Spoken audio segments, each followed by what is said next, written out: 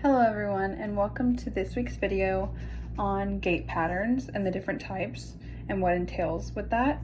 So first we're going to talk about 4-point gait pattern, which indications for this would be that it utilizes bilateral ambulation aids, and this could be 2 auxiliary crutches or 2 canes, and then the patient has no weight bearing restrictions.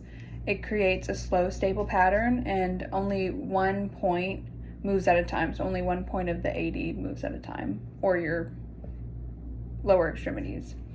And then for some cues for this is if the right lower extremity is affected, then you would go left crutch, right leg, right crutch, left leg.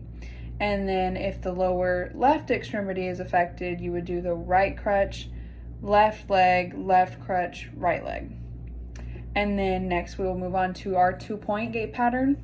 This has indications of utilizing bilateral ADs, such as 2 crutches or 2 canes, and then the patient also has no weight bearing restrictions. It is less stable, but it is faster than a 4-point pattern gait, and it simulates normal gait patterns, essentially.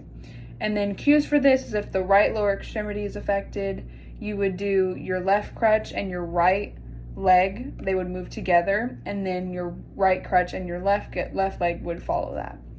And then for your left lower extremity, if it was affected, you would do your right crutch and left leg together, and then the same on your left side with your left crutch and your right leg moving together. And then next we will move on to our 3-point gait. Some indications for this would be utilizing bilateral crutches, a standard walker, so like a pickup walker, it doesn't have any wheels, or a front wheel walker where it only has the 2 in the front. And you do not at all want to use bilateral canes with this. And then for this 3-point gait pattern, the patient would be non-weight bearing. So the patient has 1 non-weight bearing lower extremity, and then on the other lower extremity they would have no weight bearing restrictions.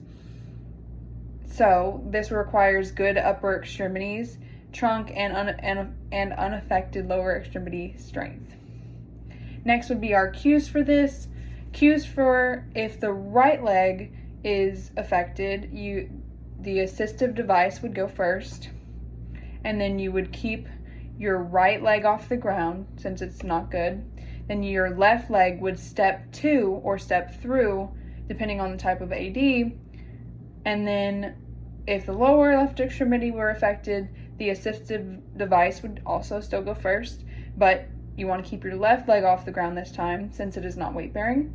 And then your right leg would step to or step through that AD, depending on which type of AD you have.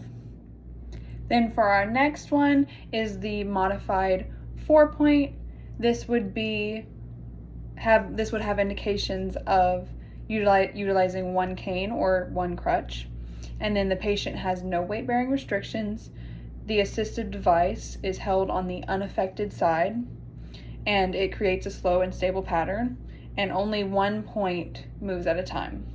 So some cues for this for your right lower extremity would be your left crutch, and then your right leg, and then your left leg would follow that. And then if the left lower extremity was affected, you would go right crutch, left leg, right leg. And then for the next one and our last one is the modified 2-point, which indications for this would be utilizing 1 cane or 1 crutch, and the patient has no weight bearing restrictions. The AD would be held also on the unaffected side, and then it also simulates normal gait patterns. And then some cues for this would be if the right lower extremity were affected, your left crutch and your right leg would move together, and then the left leg would follow. And then if the left lower extremity were affected, your right crutch and your left leg would move together, and then your right leg would follow that. If you have any more questions about gait patterns, please drop a comment. See y'all next time. Thank you.